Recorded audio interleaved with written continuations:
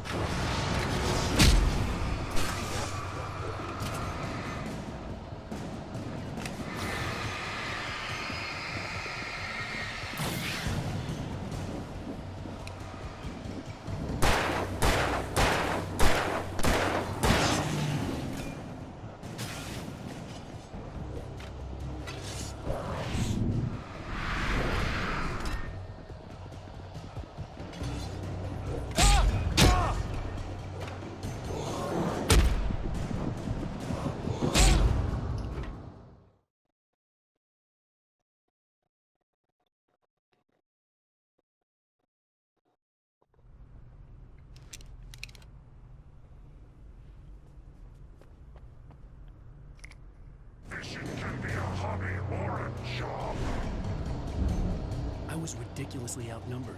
The searchlight could even the odds.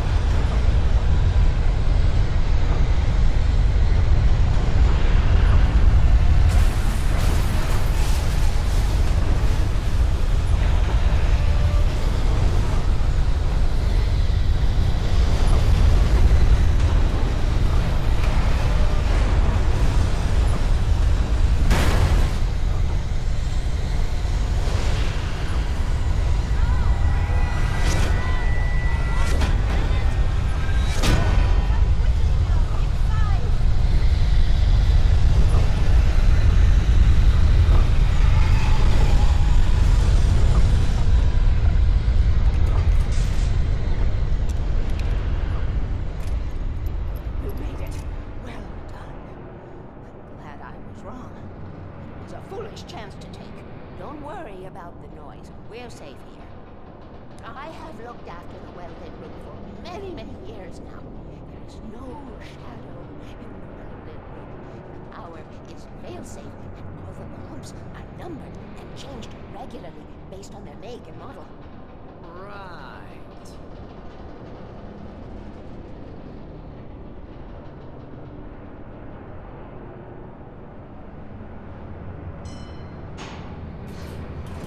There's an old army base at Rainbow. It was active during the Second World War. They operated here back then. They must have built this. Yes, they did.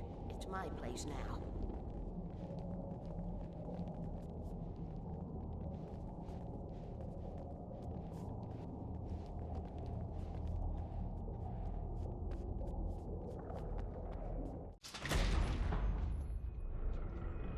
Take it, and I won't need to worry about the room anymore, because 6 and 33 and 118 need changing soon, and I don't want to climb up the ladder to change them because it's very late, and I'm tired. And if you take it, I won't have to do that anymore. The page was autobiographical, a memory from my childhood. But I didn't write this. It was a page written by Thomas Zane. None of them were supposed to exist anymore. Alan, 7 years old, would fight sleep to the bitter end. When he did sleep, he soon woke up, screaming, the nightmares fresh in his mind. One evening, his mother, sitting by his bed, offered him an old light switch. She called it the clicker, and flicking the switch would turn on a magical light that would drive the beast away. To imbue the talisman with all possible power, she added that it had been given to her by Alan's father. Alan never knew him, and anything of his took on mythical proportions in his mind. With the clicker firmly in his hand, Alan finally slept like a baby. Now, almost 30 years later, Alan thought of this as he stood on the rim of Cauldron Lake, the clicker in his hand. He took a deep breath and jumped. My mind swirled. I'd given the clicker to Alice, yet it was here. Zane had written it into existence in a story I had written. I can get to her now. I can finish this.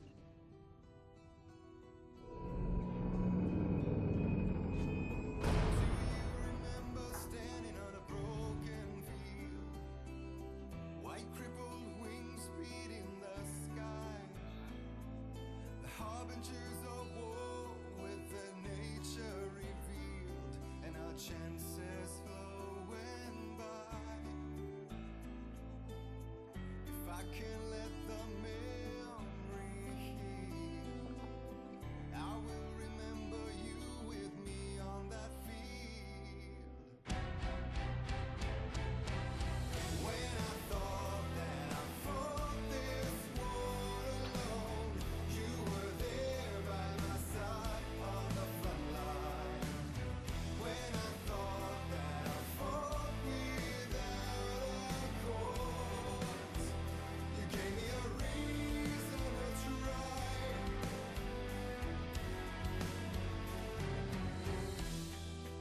Previously on Alan Wake, I wrote a horror story that has come true. Thomas Zane did the same in the 70s. You will go no further. If I continue like the Dark Presence wants me to, the story... Zane! Thomas Zane! You're the Lady of the Light in the song! He left something behind to help me. The clicker. Alan thought of this as he stood on the rim of Cauldron Lake, the clicker in his hand. He took a deep breath and jumped. I can get to her now. I can finish this.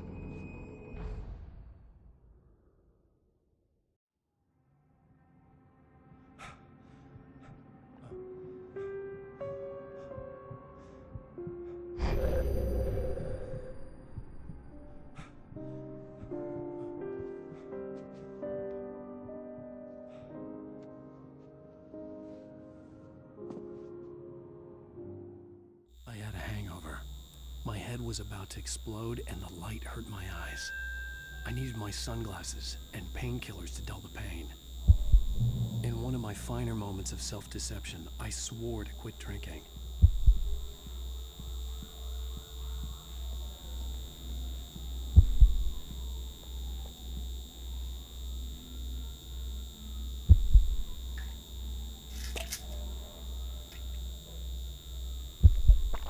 pills worked fast.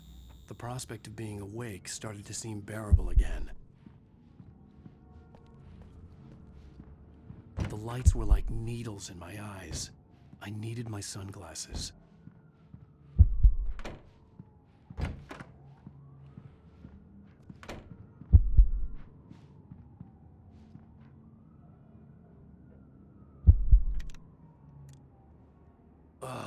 The sunglasses made the world look bearable. Now I could keep my eyes open without feeling like a vampire in the sun. There was a message waiting for me on the machine. You have one new message. Al! Are you still asleep? Wakey, wakey! You should have your show on your TiVo. If Alice wasn't too mad to record it. As she called me earlier and really chewed me out. Yeah, we went a little overboard last night. But parties are a part of this business. Al, look, I'm saying this as your friend. She's not doing your career any favors by trying to run your life like that, okay? I'll talk to you later, Al. Watch the show!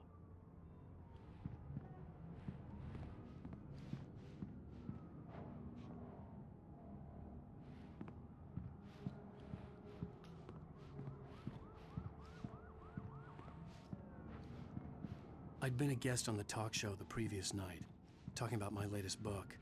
The show was supposed to be waiting for me on our TiVo. Ladies and gentlemen, welcome back to the Harry Gallet Show. Thank you, everybody. We have a great show tonight. I've been talking with the best-selling author Alan Wake about his new book, The Sudden Stop. Yeah, good read. Go buy it. No, it is a good read. Look, I'm gonna be honest here. Is that wise? No, but I'm gonna do it anyway. I got people who give me the lowdown on books. I'm a busy guy. But this one, I actually read from cover to cover. I mean, I'm a big fan. Wow, thanks. Now, this might be a spoiler for those who haven't read the book yet. Based on the sales figures, the 2 people out there who haven't read the book yet. But this last book is all about the death of the main character, the hard-boiled New York detective, Alex Casey. Now, there's been a lot of outrage about this. Why the hell did you kill Casey? What the hell were you thinking, man? Good riddance. No, seriously though. 7 years and 6 books is a long time. He was a gloomy guy to spend all your working hours with, and it was a good run. But it's time to explore new things. My next book will be a departure from the old for me. You selfish bastard, always thinking of yourself. Well, you've certainly given us a lot of entertainment over the years.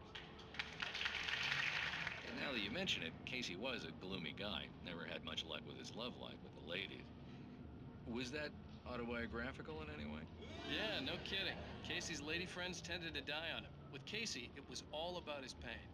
No, nothing autobiographical about that. I'm a happily married man. My wife is my muse. Well, congratulations. That's great to hear. So, how's the publicity tour been treating you? Good, great. But I gotta say, I'm glad to be back home in New York. Well, you've certainly been on the news a lot lately. Lots of parties and, you got into a fight with some paparazzi. Oh, man. Well, that guy was really in my face. I lost my temper. I know that wasn't cool. You are famous for that temper. Well, I did also write several books. Well, your latest novel is called The Sudden Stop, and it's in bookstores now. Go get it. That means the 2 of you out there who haven't bought it yet. Ladies and gentlemen, that's all we have for you tonight. I want to thank all our guests for the evening. Alan Wake, Sam Lake. Once more, do the face for a Sam. And our musical guests, Poets of the Fall. Thank you. At least I'd been funny. I told myself I could live with that. Watch the show? I didn't say anything stupid if that's what you want to know. Okay, young dude. You want an aspirin or something? Are you going to start with me about drinking now? You know what? Go back to sleep, Alan.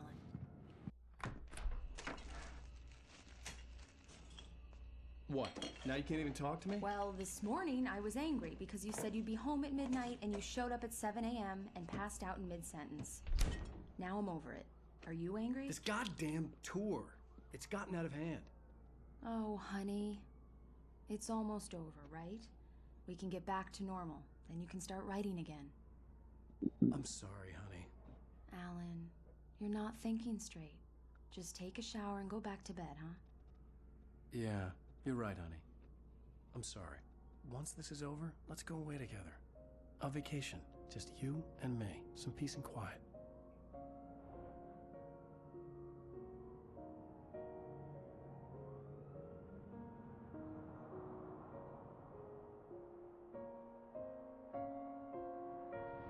Somehow, the clicker was the key to the cabin. I had to return to Cauldron Lake to save Alice.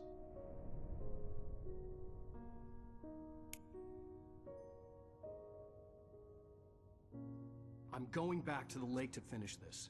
I'm going to write an ending to the story in the manuscript on my own terms, to make it all right. Why can't you just write it here? The last page is still in the typewriter. I need to read it first. Everything needs to be just right. Zane tried to cut some corners, and it didn't end well. Okay, ready when you are. I'm sorry, Sarah, but I need to do this alone. Barry, take her gun. Miss Weaver, close the door when I leave.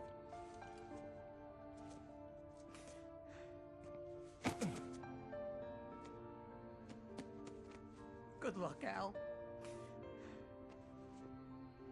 See you later.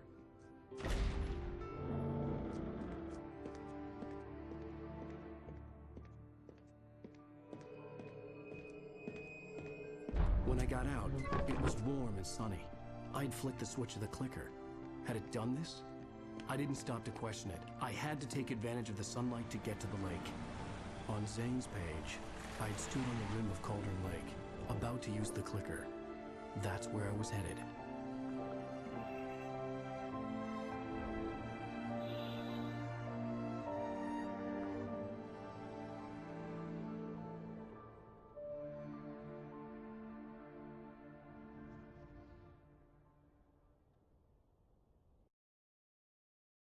Alone, in daylight, surrounded by the beauty of the Pacific Northwest landscape.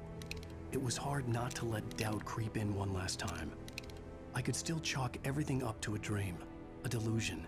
I had enough imagination to make up something like this, having been in the cabin all this time, trapped in a story inside my head, gone mad from grief over Alice's death like Hartman had claimed. There would be no way of knowing. I told myself it didn't really matter. My course was set.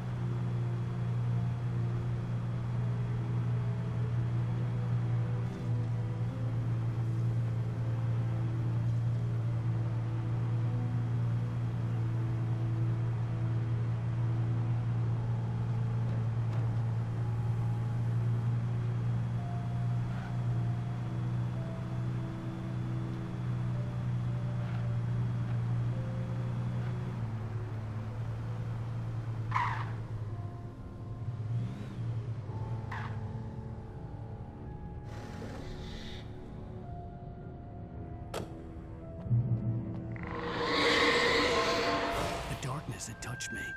There was a link between us, always would be. I could feel its presence again, getting closer.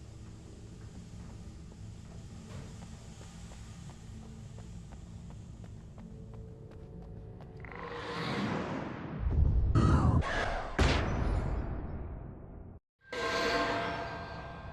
will kill your wife.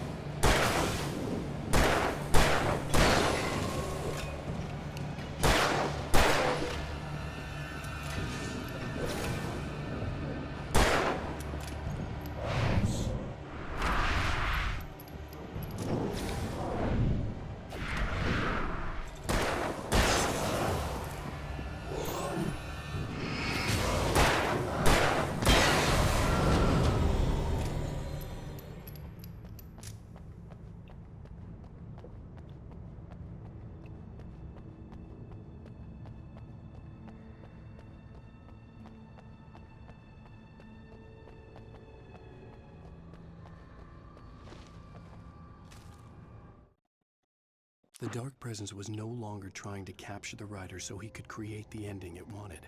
The writer knew too much. He was too strong. And he carried a weapon left behind by Thomas Zane, something that could hurt it. Now, the darkness was doing everything in its power to simply stop the writer from ever reaching Cauldron Lake and the dark place it came from.